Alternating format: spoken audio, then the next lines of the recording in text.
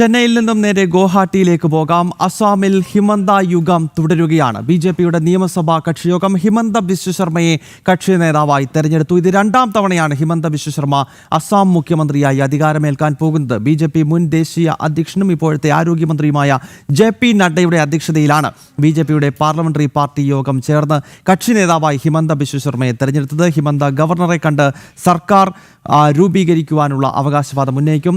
നന്ദഗോപനാണ് വിശദാംശങ്ങളുമായി ചേരുന്നത്. നന്ദൻ, അവിടെ മറ്റൊരാളുടെയും പേര് സ്വാഭാവികമായി ഉയർന്നു കേൾക്കില്ല. കാരണം ഹിമന്ത ബിശ്വ ശർമ്മ തന്നെയാണ് തെരഞ്ഞെടുപ്പിനെ നയിച്ചത്. അദ്ദേഹം തന്നെ മുഖ്യമന്ത്രിയാകുമെന്ന കാര്യത്തിൽ സംശയമില്ല. എന്തായാലും ഒരു ബി.ജെ.പിയുടെ സംഘടനാ സംവിധാനത്തിന്റെ അടിസ്ഥാനത്തിൽ സ്വാഭാവികമായും നിയമസഭാ കക്ഷി യോഗം ചേർന്ന് വേണം കക്ഷി നേതാവിനെ തെരഞ്ഞെടുക്കാൻ. അപ്പോൾ അതൊരു പ്രോട്ടോകോൾ അടിസ്ഥാനത്തിൽ കാര്യങ്ങൾ നടന്നു എന്ന് മാത്രമല്ല ഉള്ളൂ. തീർച്ചയായിട്ടും ഹിമന്ത ബിശ്വ ശർമ്മയെ വീണ്ടും നിയമസഭാ കക്ഷി നേതാവായി തെരഞ്ഞെടുത്തിരിക്കുകയാണ്. അസമിലെ ജനമനസ്സുകൾ കീഴടക്കിയ ഹിമന്ത ബിശ്വ ശർമ്മ തന്നെ വീണ്ടും അസമിനെ നയിക്കുമെന്നുള്ളതാണ്.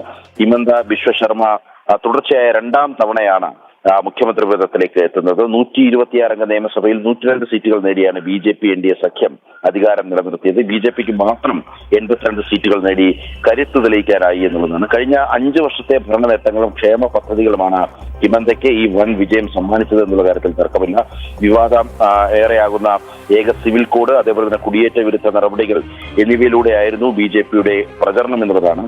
മാമ എന്ന അസമിലെ യുവാക്കൾക്കിടയിൽ വിളിക്കപ്പെടുന്ന ഹിമന്തയുടെ വ്യക്തിപ്രഭാവവും തെരഞ്ഞെടുപ്പിൽ നിർണായകമായി എന്നുള്ളതാണ്.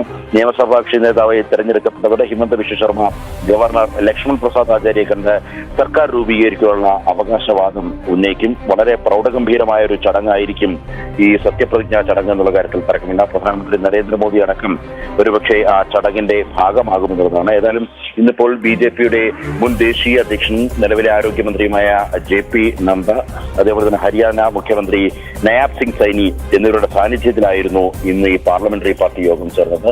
മുഴുവൻ MLA-മാരും ഏകകണ്ഠമായാണ് ഹിമന്ത ബിശ്വ ശർമ്മയുടെ പേര് മുന്നോട്ട് നിർദ്ദേശിച്ചത്.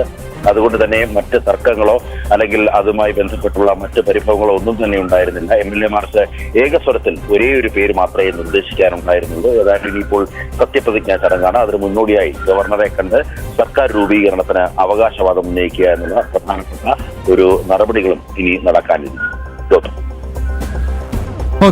ഓക്കെ ഏതായാലും അസാമിൽ ഹിമന്ത ബിശ്വ ശർമ്മ തന്നെ മുഖ്യമന്ത്രി. ബി.ജെ.പിയുടെ നിയമസഭാ കക്ഷി യോഗം പൂർത്തിയായിരിക്കുന്നു. അവിടെ ഹിമന്തയുടെ പേര് മാത്രമാണ് ഉയർന്നു കേട്ടത്. ബി.ജെ.പിയുടെ മുൻ ദേശീയ അധ്യക്ഷൻ ജെ.പി. നഡ്ഡയുടെ അധ്യക്ഷതയിലാണ് യോഗം ചേർന്നത്. ഉടൻ തന്നെ ഹിമന്ത ബിശ്വ ശർമ്മ ഗവർണറെ കണ്ട് സർക്കാർ രൂപീകരിക്കുവാനുള്ള അവകാശവാദം ഉന്നയിക്കും. 2021 തെരഞ്ഞെടുപ്പിന് ശേഷമാണ് ഹിമന്ത ആദ്യമായി അസാമിന്റെ മുഖ്യമന്ത്രിയാകുന്നത്. അതിനുശേഷം ഇത് രണ്ടാം ടേമിലാണ് അദ്ദേഹം അസാം പോലെ ഒരു വടക്കുകിഴക്കൻ സംസ്ഥാനത്തിന്റെ മുഖ്യമന്ത്രി പദത്തിലേക്ക് വീണ്ടും എത്തുന്നത്.